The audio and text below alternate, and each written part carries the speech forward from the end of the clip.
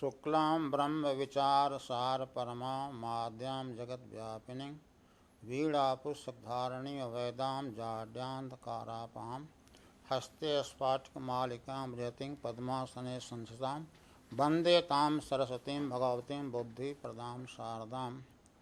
श्रोताओं और मित्रों, हम सभी सरस्वती पुत्र हैं जो भी पढ़ने लिखने से संबद्ध हैं। इसलिए प्रथम संबोधन मैंने माता सरस्वती को दिया, फिर मैं आपको संबोधित करता हूँ। आपके समक्ष जैसा कि हमारे मित्र अमरेंद्र जी ने कहा, ये स्वयं ही लेखक हैं, ये भी सरस्वती पुत्र हैं। आज हम हिंदी संबंधी कुछ समस्याओं पर विचार करेंगे। विस्तार से विचार करने के लिए तो हिंदी पर कई लेक्चरों की आवश्यकता होगी, लेकिन आज हम कुछ बिंदुओं पर विचार करेंगे। हमारे भारतेंदु हरिश्चंद्र एक प्रमुख कवि और लेखक हिंदी साहित्य में हो चुके हैं। उन्होंने एक चीज़ लिखी, उनका लिखना था कि निज भाषा उन्नति है सब उन्नति के मूल। अपनी भाषा की उन्नति से, बल्कि अपनी भाषा की उन्नति से ही सभी उन्नतियाँ होती हैं। अपनी भाषा की उन्नति ही सब उन्नतियों के मूल में है। यह घर परिवार में भी देखा जा सकता है कि जब हम अपनी भाषा अपनी बोली में बातचीत करते हैं तो किस तरह से स्नेह में प्रगाढ़ता आती है, प्रेम का प्रसार होता है पूरे परिवार में, पूरा परिवार एकजुट होकर रहता है और तब उस परिवार में समृद्धि आती है। वे लोग समृद्धि के लिए प्रयास करते हैं, विकास के लिए प्रयास करते हैं, योजनाएं बनाते हैं। उस तरह से अगर अपनी भाषा हो तो कोई भी देश सभी क्षेत्रों में उन्नति कर सकता है। भारतेंदु हरिश्चंद्र का यह कहना था। भारत भारती में मैथिली शरण गुप्त की दो पंक्तियां हैं जो मुझे स्मरण हो रही हैं। अंग्रेज़ों के समय में जब भारत की हर तरह से दुर्दशा हुई, उसकी भाषा की भी दुर्दशा हुई, तो उन्होंने लिखा, आहूँ सब मिलकर रोवहूँ भाई, भारत दुर्दशा देखी न जाई। उस दुर्दशा में हिंदी की भी दुर्दशा सम्मिलित है।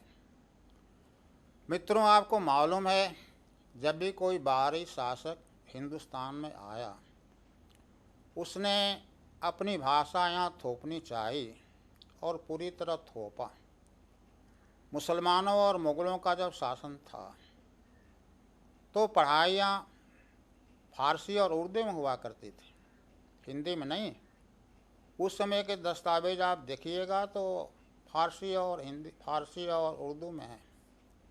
बहुत दिनों तक उनके जाने के बाद भी यह क्रम चलता रहा और ग्रामीण इलाकों में तो इनको जानने वाले विशेष रूप से थे और उनकी कद्र थी, क्योंकि पुराने दस्तावेज उर्दू में फारसी में थे। साधारण लोग उनको समझ नहीं सकते थे, हिंदी जानने वाले, तो उन पुराने लोगों की इज्जत थी। या जब अंग्रेज़ों का राज आया तो अंग्रेज़ों ने पूरी तरह से अपनी भाषा हम पर थोपी। यह कोई भी बाहरी शासक हो, उसका दो मुख्य लक्ष्य होता है कि वह अपनी भाषा उस पर थोपे और अपना धर्म उस पर थोपे। अब अंग्रेज़ों ने, मुग़लों ने, मुसलमानों ने अपने इस्लाम को थोपा। अंग्रेज़ों ने क्रिश्चियनिटी को थोपने के लिए क्या क्या किया, उस विस्तार में जाएंगे तो फिर हम हिंदी की बात नहीं कर पाएंगे भाषा की। तो उन्होंने अपनी भाषा अंग्रेज़ी पूरी तरह से हम पर थोपी। एक प्रशासन तंत्र तैयार किया, साथ ही साथ उनके साथ सहायकों का एक झुंड तैयार किया जो अंग्रेज़ी में काम कर सकते थे, अंग्रेज़ी में नोटिंग कर सकते थे, अंग्रेज़ी में ड्राफ्टिंग कर सकते थे, और इस प्रकार उनके माध्यम से उन्होंने अपना प्रशासन चलाया। तो यह जो हमारी गुलामी रही कई सौ वर्षों की, उसमें हमारी हिंदी पददलित होती रही, इसकी मर्यादा समाप्त होती रही। और आज जब हम स्वतंत्र हैं, 1947 की बात छोड़ भी दें तो 1950 में जब हम पूर्ण गणतंत्र बन गए, उसके 60 से अधिक समय बीते हैं, 60 वर्ष से अधिक। अभी 60वीं हमने गांठ मनाई है। इस दौरान हमने हिंदी के लिए क्या किया? अब हिंदी को राजभाषा बनना था। किसी भी देश की एक भाषा होती है। राजनीति विज्ञान में, पॉलिटिकल साइंस में कहते हैं कि स्टेट के लिए क्या क्या आवश्यक है, स्टेट के एलिमेंट्स क्या हैं, कैसे हम किसी को स्टेट कहेंगे, राज्य। तो उसके लिए बोलते हैं साहब पहले तो टेरिटोरी चाहिए, मतलब भूभाग चाहिए, ज़मीन चाहिए जहाँ राज्य की स्थापना हो। फिर बोलते हैं पॉपुलेशन चाहिए, आबादी चाहिए जिस पर शासन किया जा सके, जिसका कल्याण किया जा सके। फिर बोलते हैं गवर्नमेंट चाहिए, मतलब शासक चाहिए जिसके द्वारा शासन किया जा सके। फिर कहते हैं सॉवरेंटी चाहिए, तो सार्वभौमिकता चाहिए, सॉवरेंटी चाहिए जिसके कारण कोई दूसरा देश अपने अधिकार को, अपने विचार को उस देश पर नहीं लाद सके।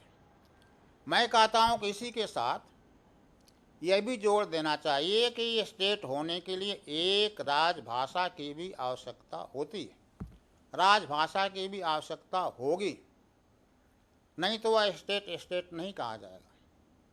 अपनी भाषा के बिना कोई भी राज गूंगा होता है, और गूंगा और बहरा क्या कर सकता है, इस बात को आप अच्छी तरह समझ सकते हैं। तो हिंदी आज तक पूर्ण रूप से राजभाषा नहीं बन सकी। इसका कारण क्या है? कारण बड़े विचित्र हैं। संविधान सभा में 12, 13, 14 सितंबर 1949 को राजभाषा को लेकर चर्चा हुई थी 3 दिनों तक। किस भाषा को राजभाषा का स्थान दिया जाए? तो 14 तारीख को एक मत से, मतलब पूरी संविधान सभा की ओर से हिंदी को राजभाषा घोषित किया गया। अब जो हिंदी के विरोधी हैं, जो नहीं चाहते हैं कि हिंदी राजभाषा की गद्दी पर पूर्ण रूप से बैठ सके, अभी तो आधी गद्दी पर बैठी है, आधी पर अंग्रेजी है, द्विभाषी स्थिति है, अंग्रेजी लगी है हिंदी के साथ। पार्लियामेंट में भी कागज़ अगर आपको रखना है तो अंग्रेजी और हिंदी दोनों में रखना है। कई ऐसे राज्य हैं जो हिंदी राज्य नहीं हैं, वहाँ पर धड़ल्ले से उनकी भाषा में, अंग्रेजी की भाषा में काम हो रहा है।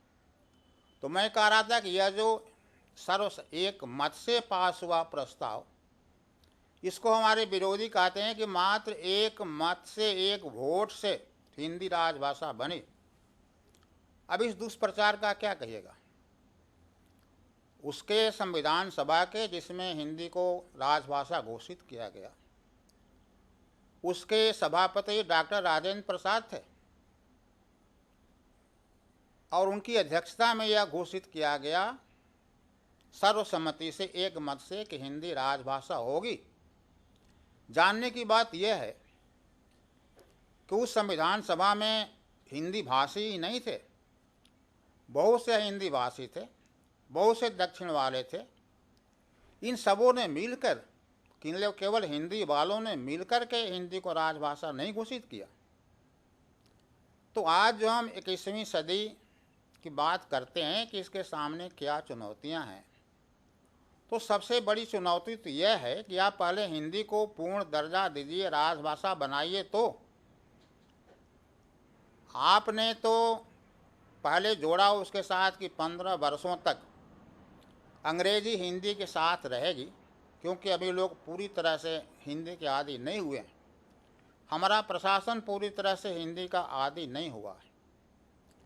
बहुत सारे हमारे अधिकारी, बहुत सारे कर्मचारी हिंदी के आदी नहीं हैं, तो प्रशासन चलाना अंग्रेज़ों के जाने के बाद कठिन हो जाएगा। तो 15 वर्षों तक अंग्रेजी को हिंदी के साथ रहने दो, मतलब द्विभाषी स्थिति, 2 भाषाएं एक साथ राजभाषा के रूप में काम करेंगी। 15 वर्षों के लिए आपने तय किया। इसके बाद यह अवधि बढ़ती गई, कभी 10 वर्ष के लिए, कभी 5 वर्ष के लिए, इस तरह यह अवधि बढ़ती गई कि अभी अंग्रेजी चलती रहेगी हिंदी के साथ, अभी राजभाषा का पूर्ण दर्जा इसे नहीं मिलेगा। मित्रों बहुत ही दुर्भाग्य की बात है कि जब अंतिम बार संविधान में यह किया गया कि जब तक एक भी राज्य अंग्रेजी के पक्ष में रहेगा तब तक अंग्रेजी हिंदी के साथ चलती रहेगी, मतलब यह द्विभाषी की स्थिति बनी रहेगी।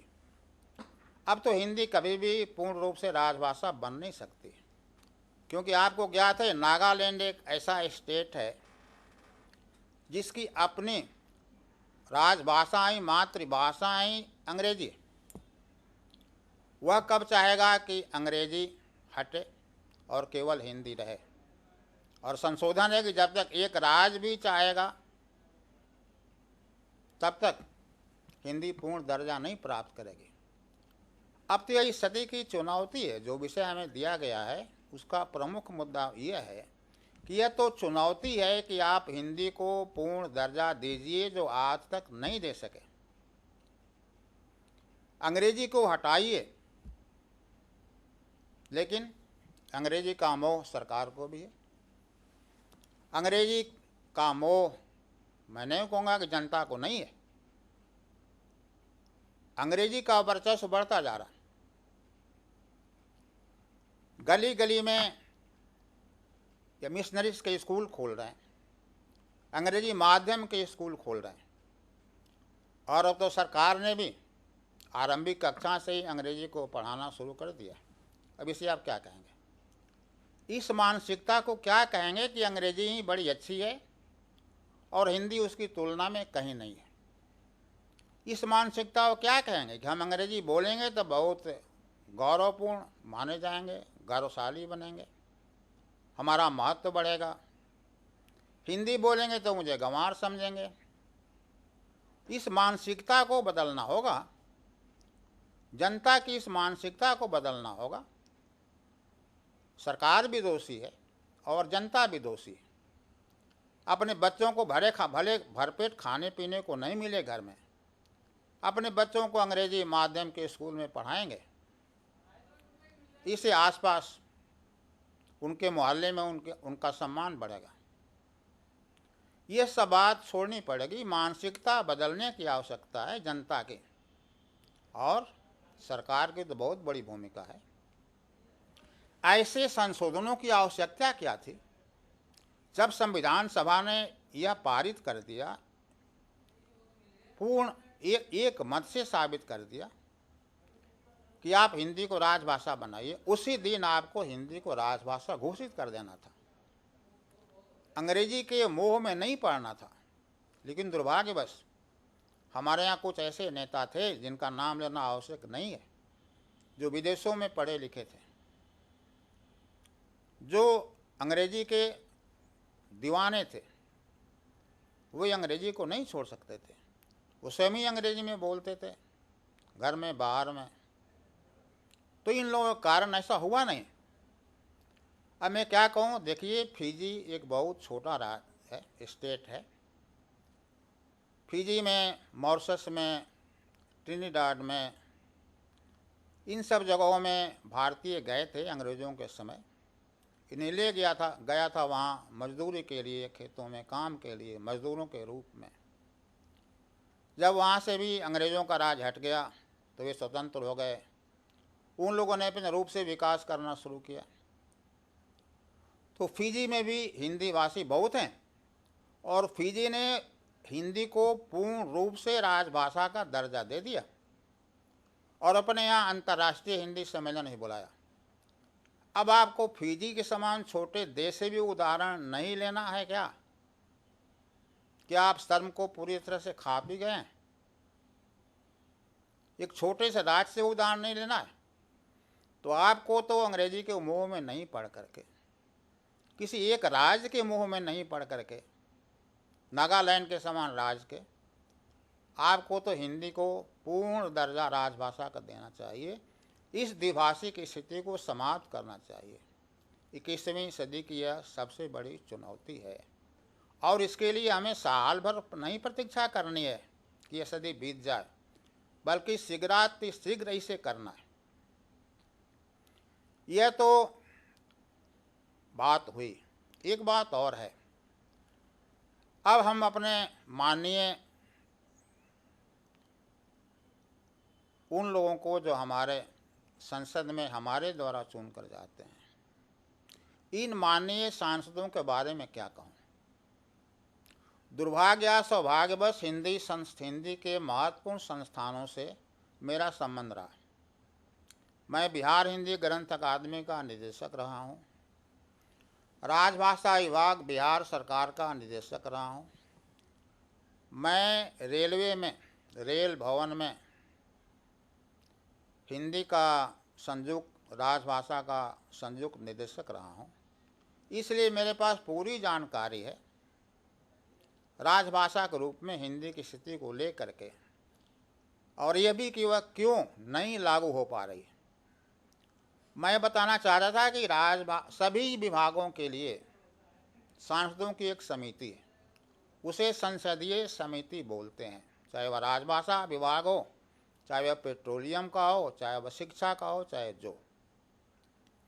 इन महानुभावों का कार्य अपने यहाँ तो दिल्ली में बैठक करनी ही करनी है, घूम घूम करके देखना है केंद्रीय कार्यालयों में कि हिंदी का प्रयोग कहाँ कहाँ होता है। अब वे अपने इस अधिकार का दुरुपयोग करते हैं। पहले सूचना चली जाएगी, आकस्मिक निरीक्षण नहीं होता है। मैं तो साथ साथ इनके गया हूँ, कम से कम रेलवे मंत्रालय की जो राजभाषा समिति थी उसके साथ एक उच्चाधिकारी को जाना पड़ता है, पूर्व सूचना नहीं जाएगी। इसके अलावा वे प्राय ऐसे स्थानों का बनाएंगे निरीक्षण के लिए अपना लक्ष्य जो किसी दृष्टि से महत्वपूर्ण हो, चाहे वह एक तीर्थ स्थल हो, चाहे वहाँ कोई पर्यटन स्थल हो, कोई विशेष दर्शनीय वस्तु हो, उन स्थानों का बनाएंगे अपना कार्यक्रम, उन स्थानों पर निरीक्षण के लिए जाएंगे। लेकिन निरीक्षण की पूर्व सूचना होने से वहाँ के अधिकारी कुछ लिपापोती करके, कुछ हिंदी की संचिकाएं बना करके, कुछ अंग्रेजी की संचिकाओं को किनारे करके उन्हें उनके पास रख देंगे और दुख के साथ करना पड़ता है। उनके लिए मोटी मोटी भेंटों का गिफ्ट्स प्रयोग करेंगे और फिर ये सांसद महोदय हमारे ये बड़ी खुशी खुशी यहाँ बड़ा अच्छा हिंदी में काम हो रहा है, बड़ा अच्छा हिंदी में काम हो रहा है, अपनी अनुशंसा दे करके सरकार को लिख देंगे। ऐसी बात, ऐसी स्थिति में जब हमारे ही सांसद हमारे साथ नहीं है, हिंदी के साथ नहीं है, तो हिंदी तो बेचारी बनी रहेगी, हिंदी तो विवश रहेगी, वह रानी नहीं बन सकती है, वह तो अंग्रेजी की नौकरानी है। तो हम कैसे कहें कि हिंदी राजभाषा के रूप में इस सदी में भी पूर्ण दर्जा प्राप्त कर लेगी, यह तो संदेहास्पद लगता है। अगर ऐसा कर ले तो बड़े सौभाग्य की बात है। मैंने कहा कि मैं कोई लंबा समय नहीं दे रहा हूँ, आप 2 महीने में, 4 महीने में, 6 महीने में, 1 साल में कर लो, लेकिन कर लीजिए। अब हिंदी की हालत ये है, बाहर में 135 विश्वविद्यालयों में विश्व भर में हिंदी की पढ़ाई होती है। हिंदी का सम्मान यह है। एक है रोटरी क्लब। रोटरी क्लब में हमारे यहाँ क्या हालत है या बाहर में क्या हालत है। अंतर्राष्ट्रीय रोटरी क्लब में पहले 12 भाषाएं थी स्वीकृत, उनकी जगह उनके साथ हिंदी को जोड़ दिया गया और अब 13 भाषाएं हो गई। अब कहीं भी विश्व में जाइए, रोटरी क्लब में भाषण देने जाइए, अगर आप हिंदी में बोलना चाहते हैं तो आप शौक से बोलिए। अमेरिका में, ब्रिटेन में, फ्रांस में, कहीं भी, कनाडा में। हमारे यहाँ रोटरी क्लब वाले अंग्रेजी में भाषण देना पसंद करते हैं, वे अंग्रेजी दाँ हैं। अंग्रेजी में भाषण नहीं देंगे तो रोटरी क्लब के सदस्य क्या हुए? उनको सदस्य बनाएगा कौन अगर हिंदी में भाषण देना है? अगर वह भी नहीं हुआ तो बाहर उनका बोर्ड टंगा रहेगा, रोटरी क्लब अंग्रेजी में, हिंदी में नहीं, कहीं अनुवाद भी नहीं। तो यह तो हिंदी के प्रति मानसिकता है जनता की भी। इस मानसिकता को मैंने पहले ही कहा कि परिवर्तित करना पड़ेगा। अब चीनी की भाषा, चीनी के बाद हिंदी सबसे ज़्यादा बोली जाने वाली, लिखे जाने वाली और समझी जाने वाली भाषा है। इसके बाद भी आप हिंदी के महत्व को नहीं समझते हैं। इसके बाद भी आप हिंदी को राजभाषा का दर्जा नहीं देना चाहते हैं। बड़े आश्चर्य की बात है। आप कहते हैं अंग्रेजी के बिना काम नहीं चलेगा। मैंने कहा फ्रांस तो आपके पड़ोस में है ना, आपका बड़ा भारी मित्र था, है भी, तो उसने आपकी अंग्रेजी को कैसे ठुकरा दिया? और ठुकरा दिया तो कहाँ पिछड़ गया? किस क्षेत्र में पिछड़ गया? किस क्षेत्र में उन्नति उसने नहीं की? चीन आपकी अंग्रेजी को धत्ता बताता है, नहीं पूछता। और आज क्या हालत है? आज तो अमेरिका की बराबरी करने जा रहा है चीन ना। किस अंग्रेजी की आवश्यकता उसको पड़ी? इस तरह से आप अंग्रेजी के गुलाम बन करके आप सोचते हैं कि हम उन्नति कर लेंगे, यह गलत बात है। अगर अंग्रेजी की जगह आपने हिंदी को रखा होता तो हिंदी के माध्यम से भी आप उन्नति कर सकते थे। जैसे मैंने पहले ही उद्धृत किया भारतेंदु हरिश्चंद्र की पंक्तियाँ कि निज भाषा उन्नति है, सब उन्नति के मूल। सभी उन्नतियों के मूल में अपनी भाषा की उन्नति है। दूसरी बात यह है कि आप तो बहुत आकुल हैं कि हम संयुक्त राष्ट्र संघ में एक सदस्य बने। आपने वही विह्वलता, वही आकुलता, वही व्यथा कभी प्रकट की कि हिंदी को भी उस संघ की एक भाषा होनी चाहिए। कई भाषाएं हैं वहाँ, सबका अनुवाद होकर के वहाँ प्रस्तुत होता है भाषणों का। लगातार आप बोलते जाइए, भाषण करता, वहाँ अनुवाद होता रहता है। अब अगर हिंदी वहाँ पर संयुक्त राष्ट्र संघ में होती तो हाल में आपने अखबारों में पढ़ा होगा, हाल में हमारे एक मंत्री की जो दुर्दशा हुई कि वे अंग्रेजी में छपे पुर्तगाल के प्रेसिडेंट का भाषण पढ़ने लगे। अब पढ़ गए लगातार कुछ पंक्तियाँ, पता ही नहीं कि यह हमारा भाषण नहीं है, यह पुर्तगाल के प्रेसिडेंट का भाषण है। अगर हिंदी वहाँ पर होती तो उनका भाषण हिंदी में छपा होता। उनका भाषण हिंदी में होता तो गलती होती नहीं, वे पुर्तगाल का भाषण, पुर्तगाल वाले का भाषण पढ़ते ही नहीं। यह दुर्दशा है कि अभी वहाँ पर भी जहाँ कई भाषाएं पहुँच गई, पुर्तगाल वालों की भाषा पहुँच गई, इटली वालों की भाषा पहुँच गई, छोटे देशों की भाषा पहुँच गई, आपकी भाषा संयुक्त राष्ट्र संघ में नहीं पहुँची। आपने क्या किया? आप क्या प्रयास कर रहे हैं? अब मैं क्यों कहूँ, मैं अपने मंत्रियों पर क्यों कटाक्ष करूं कि जब आपको अंग्रेजी के प्रति इतना प्रेम है कि आपको समझ में नहीं आता है कि हम किस देश की भाषा पढ़ रहे हैं, तो आप हिंदी के लिए क्या कीजिएगा, क्या सोचिएगा? नहीं सोचिएगा। तो यह 21वीं शताब्दी में यह होना चाहिए कि उस संघ में भी, उस अंतर्राष्ट्रीय मंच पर भी हिंदी को जाना चाहिए। जिस तरह से आप उसके सदस्य बनना चाहते हैं उस तरह से अपनी भाषा को भी जरा मर्यादा दीजिए। पहले अपनी भाषा को तो वहाँ पहुँचाइए ना। आपकी भाषा स्वयं वहाँ आपको खींच लाएगी, लेकिन उसके लिए तो आप प्रयास करते नहीं, क्योंकि आपका अंग्रेजी का मोह सता रहा है। आप अंग्रेजी से मुक्त हैं, तो यह मुक्त हैं तो फिर आप हिंदी को वहाँ कैसे जाने दीजिएगा?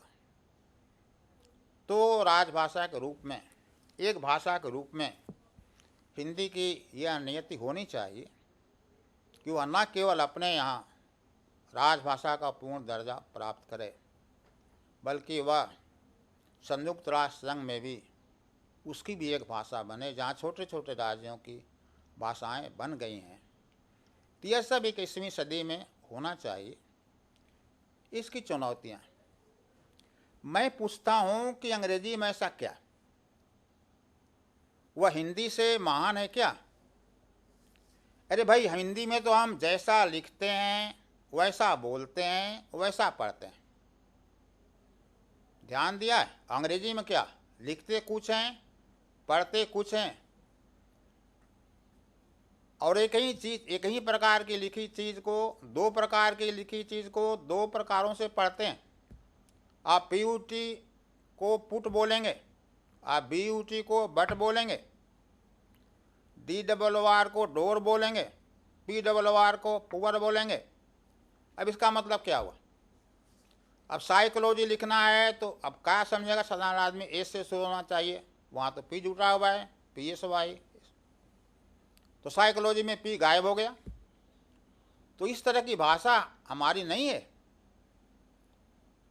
इसके अतिरिक्त एक बात पर और ध्यान दीजिए, हिंदी में जितने पर्यायवाची शब्द हैं उतने अंग्रेजी में हैं क्या? अंग्रेजी में पानी के लिए एक वाटर के अलावा और कोई शब्द हो तो बता दीजिए।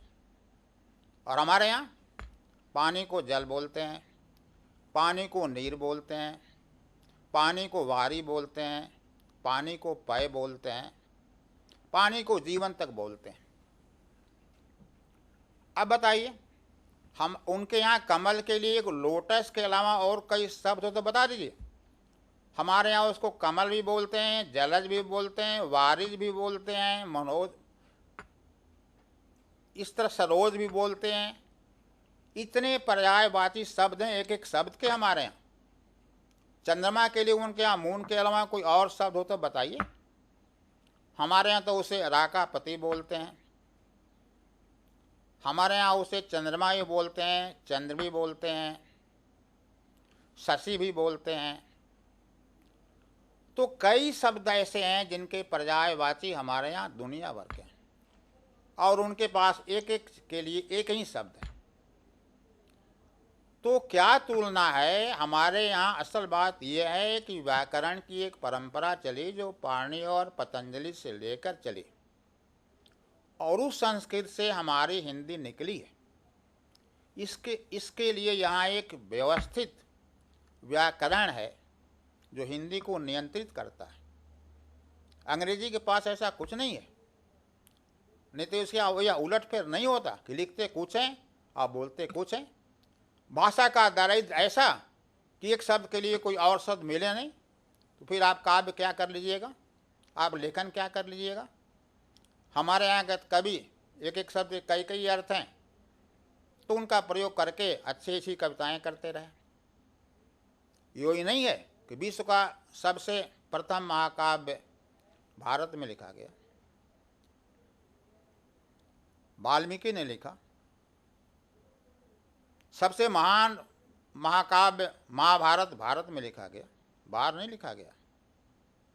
सबसे अच्छी पुस्तक अभिज्ञान शाकुंतलम कालिदास, जिसको लोग कहते हैं शेक्सपियर से तुलना करते हैं कि कालिदास शेक्सपियर थे भारत के।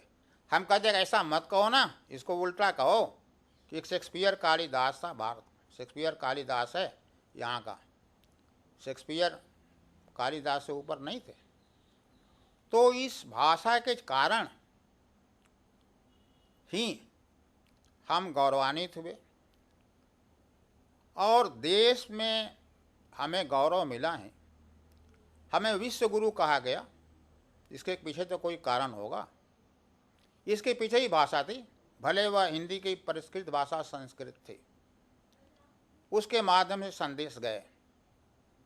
बाहर के लोगों ने खूब सीखा, जर्मनी वालों ने संस्कृत को अपना लिया, सारे ग्रंथों का, अच्छे ग्रंथों का अनुवाद कर लिया। संस्कृत लोगों को सिखाया भी, संस्कृत पढ़ी भी। गीता का प्रचार पूरे विश्व में हो, चाहे अनुवाद के रूप में हो चाहे जिस रूप में हो। दुनिया में दो ही किताबें सबसे अधिक बिकती हैं, एक गीता है और दूसरी बाइबल है। तो मेरे कहने का मतलब कि ऐसा कुछ नहीं है, ऐसा कुछ नहीं है कि जैसे अपने घर की पत्नी असुंदर है तो हम कहीं चले जाते हैं कोठे पर किसी सुंदरी के यहाँ, तो वह सुंदरी अंग्रेजी नहीं है। ये जो घर की पत्नी है उससे बहुत ज़्यादा सुंदर है हिंदी। तो फिर अंग्रेजी के मुंह में पढ़ करके हिंदी को तिरस्कृत और अपमानित क्यों करने पर पड़े हैं, समझ में नहीं आता। तो यह पूर्ण रूप से सरकार का कर्तव्य। यहाँ जनता कहीं नहीं आती, हिंदी को राजभाषा बनाने में जनता कहीं बाधा नहीं है। बाधा है तो आप हैं, क्योंकि आपको अंग्रेजी का मोह है। ऐसी हालत में हिंदी को राजभाषा की गद्दी पर बैठाने के लिए सरकार को प्रयास करना है, न को जनता को करना है।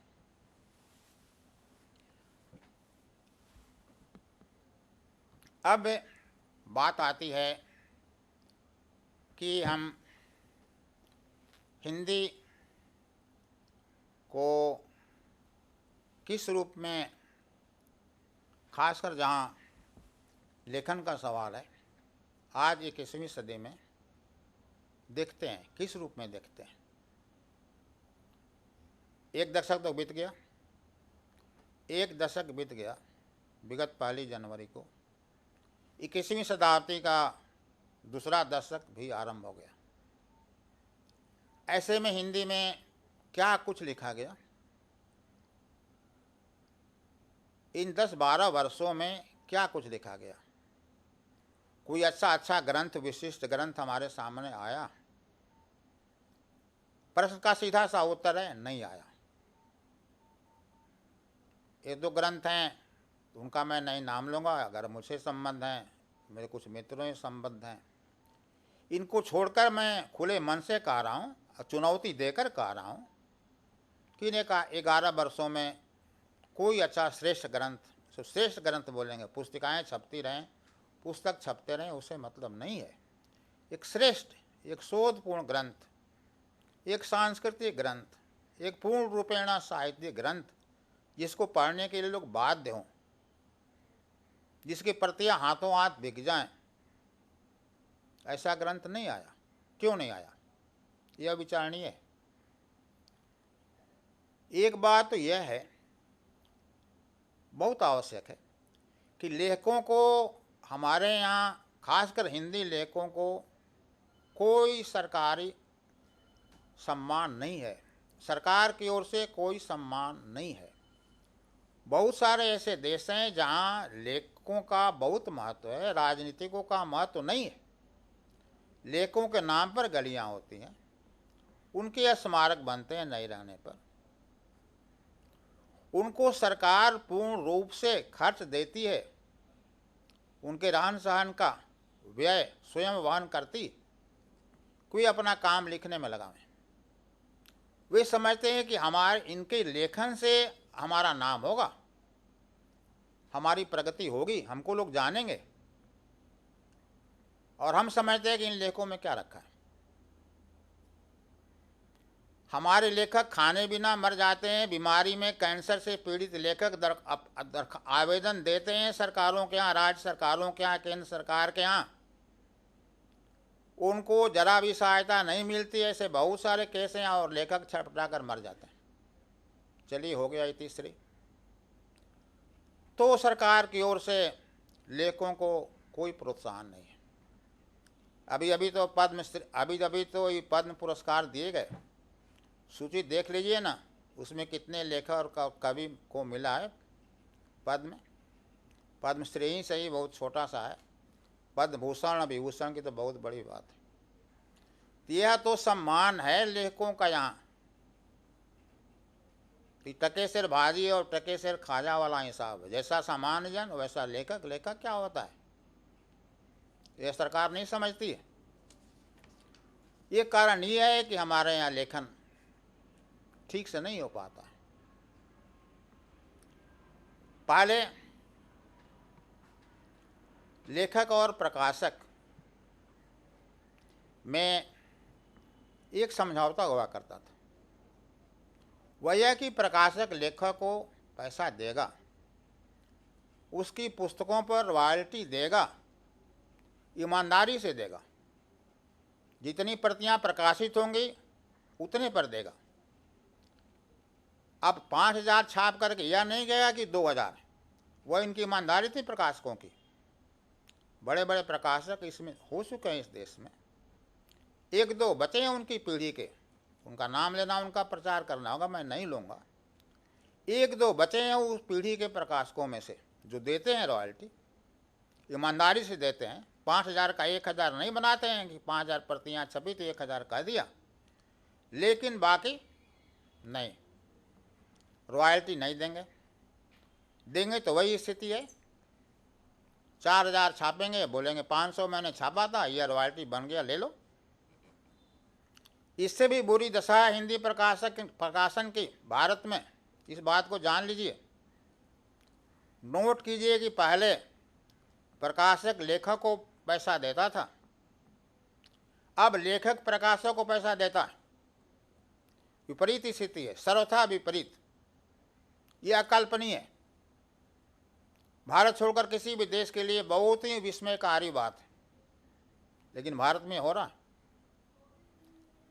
अरे भारत में ऐसे प्रकाशकों का न जाने कितना बड़ा झुंड खड़ा हो गया, कितनी बड़ी संख्या में जमुना पार और दिल्ली में भी ऐसे प्रकाशक कुकुर मुत्ते की तरह पैदा हो गए हैं, जो लेखक से, विवश लेखकों से पैसा लेते हैं और तब उनकी पुस्तक छापते हैं, उसमें ये मुनाफा करते हैं।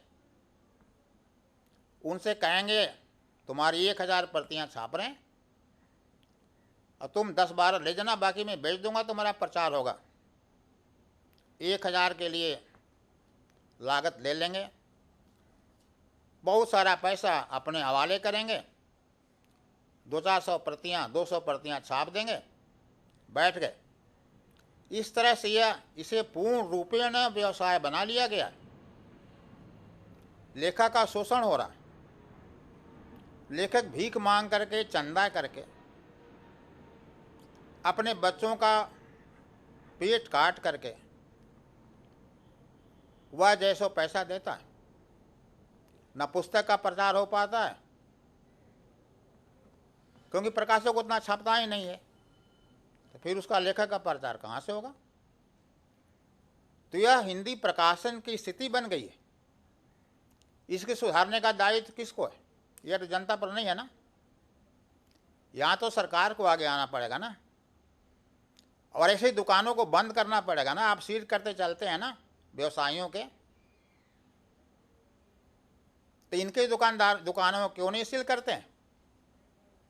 जो गरीब लेखकों को चूस करके पैसा बनाते हैं, अपनी कोठियां खड़ा कर लेते हैं, कोठियां खड़ा करते हैं, और लेखक को एक कुटिया नहीं मिलती है किराए पर आने के लिए। ऐसी स्थिति में आप हिंदी को पा रहे हैं। तो 21वीं शताब्दी में हिंदी का इससे उद्धार कीजिए, लेखकों का उद्धार कीजिए।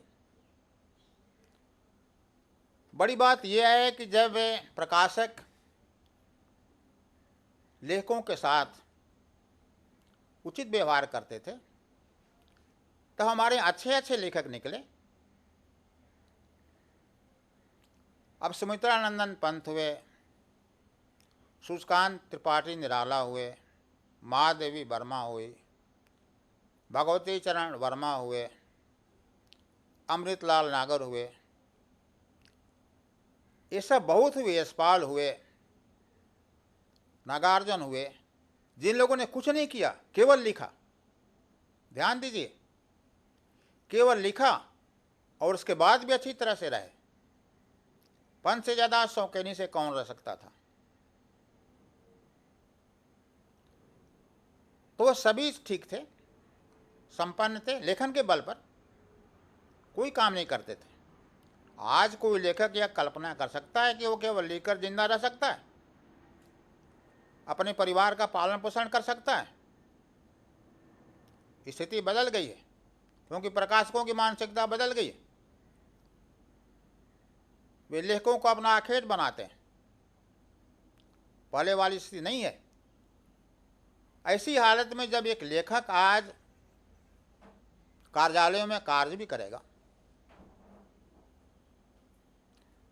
कॉलेजों में, विश्वविद्यालयों में पढ़ाएगा भी, उसके लिए पढ़ाने के लिए घर पर पढ़ेगा, बिना पढ़े तो कोई पढ़ा नहीं सकता है, तो फिर उसे लेखन का समय कब मिलेगा?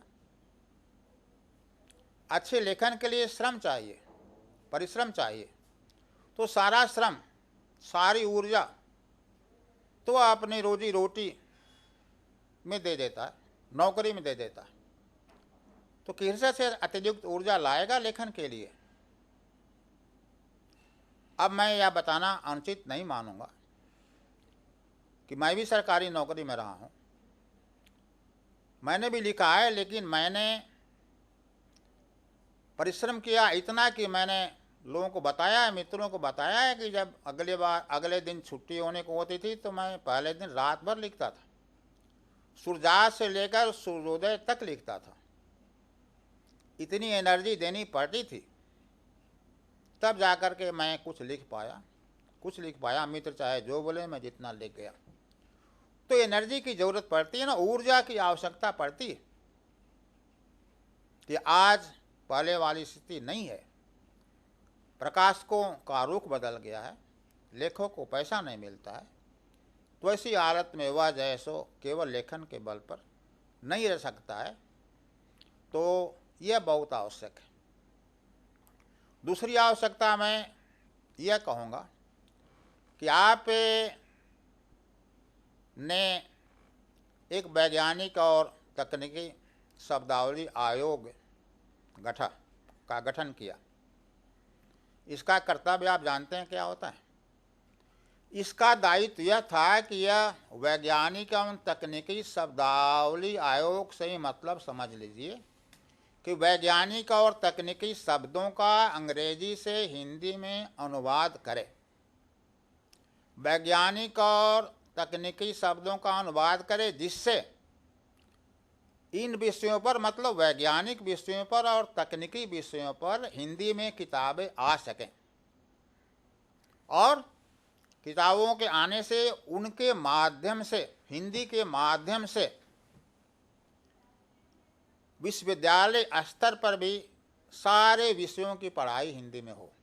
सोचिए, विज्ञान की पढ़ाई हो, तकनीक की पढ़ाई हो, चाहे वो मेडिकल साइंस हो, चाहे वह अभियंत्रण हो, इंजीनियरिंग हो, सब में हिंदी के माध्यम से पढ़ाई की योजना को ध्यान में रखकर केंद्रीय हिंदी निदेशालय और वैज्ञानिक एवं तकनीकी शब्दावली आयोग की स्थापना हुई। तो एक तरफ तो आपने यह किया, और दूसरी तरफ अंग्रेजी को इतना महत्व दे रहे हैं कि अब नीचे के क्लास से अब सरकार होकर के नीचे के वर्गों से हिंदी अंग्रेजी शुरू कर रहे हैं। तो किस लिए? इस आयोग का क्या होगा? इस निदेशालय क्या होगा? केंद्रीय हिंदी निदेशालय का क्या होगा? वैज्ञानिक एवं तकनीकी शब्दावली आयोग का क्या लाभ है? यूँ तो इनसे अभी लाभ नहीं था। मैं बता दूं आपको, मैंने कहा कि मैं बिहार हिंदी ग्रंथ अकादमी का निदेशक था। यह केंद्रीय हिंदी निदेशालय के अंतर्गत आता है। मैंने सारी कहानी देखी है, सारी लीला देखी है। मैंने जब वहाँ पर पद ग्रहण किया पटने में, तो देखा गोदामों में पुस्तकें सड़ रही, पुस्तकें छपी हैं, उनमें लागत सरकार की लगी है, पूंजी लगी है, पूरा पैसा लगा है, सारा पैसा डूब रहा है। गोदामों में किताबें सड़ रही हैं, कोई ले जाने वाला नहीं, कहीं पर बिक्री नहीं, किसी विद्यालय में वो गई नहीं। सरकार ने इसका प्रबंध नहीं किया कि इनका वितरण भी होना चाहिए। ये प्रकाशित तो हो गई, तो ये जाए तो विश्वविद्यालयों में इतना स्टाफ तो दें, इतने अधिकारी तो दें, स्वयं तो निर्देश दें विश्वविद्यालयों को कि तुम किताबें वहाँ से लो और उनके आधार पर पढ़ाओ। इन अकादमियों ने, हर राज्य में अकादमियाँ खुली, केवल बिहार की बात नहीं है। इन्होंने श्रमपूर्वक किताबों के अनुवाद कराए, जो अंग्रेजी की बहुत अच्छी किताबें थी, जिनके माध्यम से मेडिकल की, अभियंत्रण की या जिस किसी की पढ़ाई हो सकती थी, उन पर मौलिक पुस्तकें भी लिखाई, अनुवाद भी कराए अच्छे ग्रंथों के। लेकिन इनका कोई उपयोग नहीं हो पाया, वो गोदामों में सड़ती रही। मैं गया तो मैंने दौरा किया, 5 विश्वविद्यालय मेरे यहाँ थे बिहार में। मैंने दौरा करके वाइस चांसलरों से मिल करके कुछ पुस्तकों को गोदाम से निकाला। 1000 जो उनकी राशि थी केवल फिक्स डिपॉजिट में, उसे मैंने 10,000 किया। लेकिन इतने से क्या होता है? समुद्र में बूंद से क्या होता है? इतने से क्या होता है? सरकार को चाहिए था, उसने सब किया। दिल्ली में खोला गया विधि आयोग, जिसका काम था हिंदी में लीगल टर्मों का अनुवाद करना, वो भी हुआ। इसलिए कि नीचे के न्यायालय, ऊपर के न्यायालय, उच्च न्यायालय, उच्चतम न्यायालय, सुप्रीम कोर्ट, इन सबों में वकील, न केवल वकील बहस करेंगे हिंदी में, बल्कि न्यायाधीश भी अपने फैसला, अपने निर्णय हिंदी के माध्यम से सुनाएंगे। क्या हुआ? उसने क्या कर लिया? उसने शब्द बनाए, उनका प्रयोग हुआ। आज कोई न्यायाधीश लिखता है फैसला हिंदी में, क्या किसी ने लिख दिया तो उसका नाम हो जाता?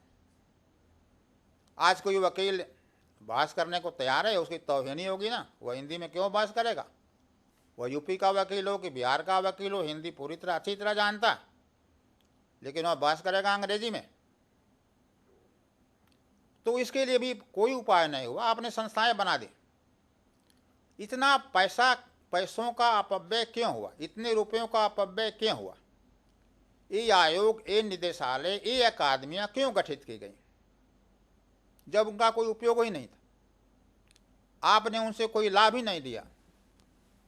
कहने के लिए सारे कुछ कर दिए, लेकिन वास्तविकता में चूंकि आपके मन में कुछ और था, आपके मन में हिंदी को प्रोत्साहन देना नहीं था, चाहे कोई भी सरकार रही हो।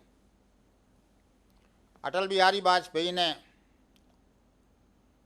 जाकर भाषण किया संयुक्त राष्ट्र संघ में, तो उनका नाम अब तक लिया जाता है। लेकिन दुख के साथ कहना पड़ता है कि उस सरकार ने भी हिंदी के लिए और क्या किया? वह सरकार भी अंग्रेजी के मोह में क्यों पड़ी रही? जो जो कमियां हमने हिंदी में बताई, उनका सुधार क्यों नहीं हुआ? उनके समय में हिंदी को राजभाषा का पूर्ण दर्जा तो कम से कम मिल जाना था ना, अंग्रेजी को निकाल बाहर करना था ना। इसमें सरकार का कितना पैसा खर्च होता है? जितने भी अहिंदी भाषी राज्य हैं, उनको अगर पत्र जाएगा तो उनके साथ अंग्रेजी का अनुवाद लगा रहेगा। हिंदी भाषी राज्यों की बात छोड़ दीजिए, वहाँ हिंदी में चल जाएगा। तो सरकार का टनों कागज इसमें लग रहा है। अनुवादक हैं, कितने अनुवादक होंगे समझ लीजिए। इन अनुवादकों पर इतना व्यय लग रहा है, इन्हें कहीं और स्थानों पर रख सकते थे। मैं नहीं कहता इनको नौकरी से बाहर कर दो। तो हिंदी को अंग्रेजी के साथ मिलाकर ले चलने से सरकार का खर्च भी बहुत भारी है। इसके बावजूद सरकार को चिंता नहीं है। सरकार अब चिंता मुक्त है, कोई इस बात की बारे में बात भी नहीं करता है कि हिंदी को पूर्ण राजभाषा का दर्जा मिलना चाहिए। इसकी चर्चा भी प्राय बंद है। करते हैं केवल हम लोगों के समान लेखक। इनको पीड़ा है, इनको दर्द है, सरकार को पीड़ा दर्द नहीं है। सरकार को तो औपचारिकता मात्र निभानी है कि 14 सितंबर को हिंदी दिवस मनाना है, क्योंकि 14 सितंबर को, जैसा मैंने कहा, संविधान सभा ने 1949 में हिंदी को राजभाषा घोषित किया। उसे नहीं पता था कि यह लागू नहीं होगा पूरी तरह से। अगर हमारे डॉक्टर राजेंद्र प्रसाद कुछ दिन और जीवित रहते तो बहुत संभव है कि जो हम कह रहे हैं उसे नहीं कहना पड़ता, यह बात क्रियान्वित हो गई रहती। हिंदी राजभाषा का पूर्ण दर्जा प्राप्त कर चुकी होती।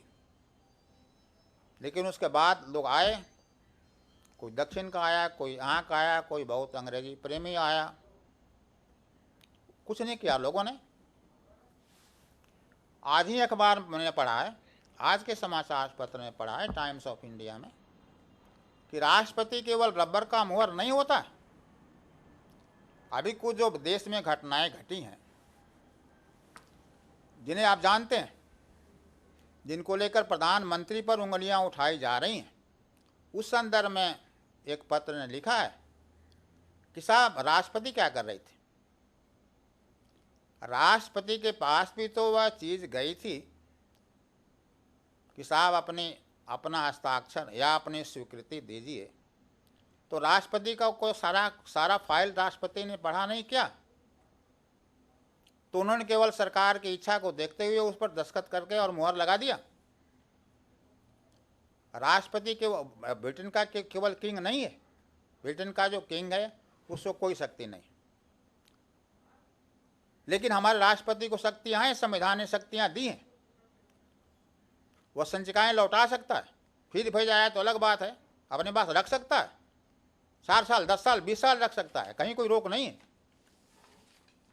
आप जब अफजल गुरु की संचिका को वर्षों तक लटका सकते हैं, तो अगर सरकार कोई गलत अनुशंसा देती है कि गलत आदमी को बहाल कर दीजिए, उसे फलाना आयुक्त बना दीजिए, तो राष्ट्रपति 20 वर्ष तक उस संचिका को नहीं दबा कर रख सकते हैं क्या? या इधर उधर नहीं घुमा सकते हैं क्या?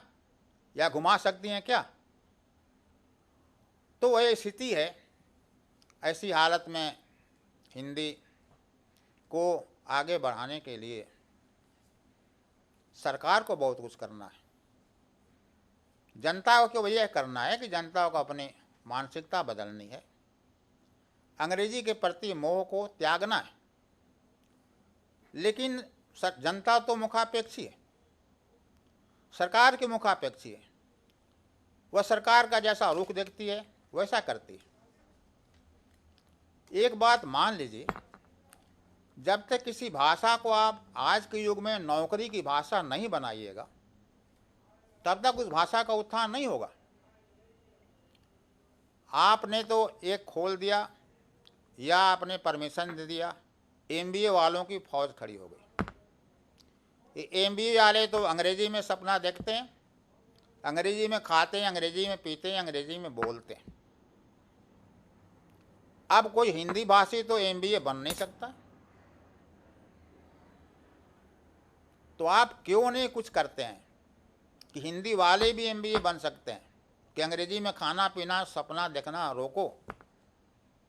इन कॉरपोरेट हाउसों को जो एमबीए लोगों को बहाल करते हैं, इनके कान यह क्यों नहीं पकड़ते हैं कि आप केवल अंग्रेजी दां को नहीं बहाल करो, हिंदी वालों को भी बहाल करो, हिंदी में भी काम कराओ। नहीं, ऐसा हो नहीं सकता। जनता विवश होकर अंग्रेजी पढ़ा रही है बच्चों को, जो गरीब जनता वो भी है। और आपने जानबूझ करके खोल दिया है शुरू से अंग्रेजी पढ़ाना, जैसा कभी नहीं था। हम लोगों ने 4थे क्लास में अंग्रेजी पढ़ना शुरू किया था। आज क्या व्यवस्था हो गई कि आप नीचे क्लास से अंग्रेजी पढ़ा रहे हैं सरकारी होकर के। आप प्राइवेट स्कूलों की बात छोड़िए।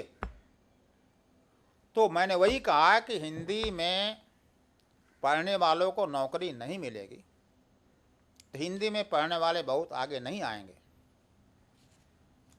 आप विज्ञापन निकालते हैं अंग्रेजी के माध्यम से, प्रतियोगिता परीक्षाएं इनके लिए अंग्रेजी के माध्यम से होती है, कॉर्पोरेट हाउसेज करते हैं। आईएएस आदि में आपने जिस तरह से यह अनुमति दे दी है, हिंदी वहाँ पर है, हिंदी में भी इंटरव्यू हो सकता है, हिंदी के माध्यम से आप लिख सकते हैं। तो ये एमबीए वाले का आईएएस से भी ऊपर हो गए, ज़्यादा तो एमबीए में जा रहे हैं। तो कुछ तो कीजिए कि हिंदी के माध्यम से भी वहाँ में जाएं और हिंदी में नौकरी मिले। तो हिंदी के माध्यम से नौकरी ही नहीं मिलेगी तो किसको कुत्ते ने काट रखा है जो हिंदी पढ़ाएगा। तो सरकार की भूमिका कितनी बड़ी है, इसका अनुमान आप सहज रूप में लगा सकते हैं। हिंदी को नौकरी की भाषा बनानी पड़ेगी और हिंदी को कुछ हद तक सहज करने की आवश्यकता है, क्योंकि बहुत सारे लोग खासकर विदेशी हिंदी को दुरूह मानते हैं, कुछ कठिन मानते हैं। थोड़ा सा अंतर के कारण। वो अंतर क्या है? जैसे हमारे यहाँ पुरुष के लिए कुछ और प्रयोग करेंगे, औरत के लिए कुछ और प्रयोग करेंगे। आदमी जाता है, औरत जाती है। वहाँ दोनों के लिए एक ही है, man goes women goes, he eats she Yeats. हमारे यहाँ वह खाता है, वह खाती है। तो थोड़ी सी दूरता जो है, इसमें विद्वानों की, वैयाकरणों की एक समिति बैठा करके इसको थोड़ा सुधारा जाए। मैंने कहा कि 135 विश्वविद्यालयों में अंतर्राष्ट्रीय स्तर पर हिंदी पढ़ाई जाती है। ये 135, 1035 भी हो सकते हैं अगर थोड़ा सा सुधार एक विद्वानों की समिति बैठ करके हिंदी में कर दे। लेकिन ऐसा होता नहीं होने पाएगा, ना होगा। किसको हिंदी की चिंता ही नहीं है। चिंता नहीं है तो हिंदी पढ़िए। अब अपनी भाषा तो अपनी भाषा होती। अब मैं पूछता हूं कि आपको हिंदी में लिखने में और बोलने में क्यों संकोच होता है? हमारे यहाँ लोगों ने लोक भाषा में भी लिखा। रामचरितमानस के समान ग्रंथ किस भाषा में? अवधी में, जो लोक भाषा है। सूरदास का महाकाव्य सूरसागर लोक भाषा में है, व्रज भाषा में है। विद्यापति ने मैथिली में लोक भाषा में इतना कुछ अच्छा लिखा। तो आपको जब इन लोगों को लोक भाषाओं में लिखने में किसी भी ग्रंथि का, जिसको आप कॉम्प्लेक्स बोलेंगे अंग्रेजी में, एहसास नहीं हुआ, उसकी अनुभूति नहीं हुई, तो आपको हिंदी में बोलने में, लिखने की बात तो अलग है, क्यों कॉम्प्लेक्स होता है? और इन लोगों ने अच्छा जवाब दिया। जब विद्यापति की आलोचना होने लगी तो उन्होंने कहा कि बालचंद बिजावई भाषा, दो नहीं ला गई दुज्जन हासा। बालचंद्र को देकर लोग पतले चंद्र को, जिसको शिव जी ने अपनी जटा में रखा, हंसते हैं, अरे पूरा चांद नहीं है, टेढ़ा मेढ़ा छोटा चांद है। उसको भी उसे कोई फर्क नहीं पड़ता है दुर्जनों के हंसने से। उसी तरह से मैथिली के समान भाषा को भी कोई फर्क नहीं पड़ता है दुर्जन हासा, दुर्जनों के हंसने से। यह विद्यापति का जवाब था। तुलसी खूब आलोचना हुई कि भला लोक भाषा में कोई ग्रंथ लिखता है? लोक भाषा में ग्रंथ लिखा जाता है? ये बड़ी विचित्र बात है। तुलसीदास ने कहा, खल प्रयास हो ही तो मोरा,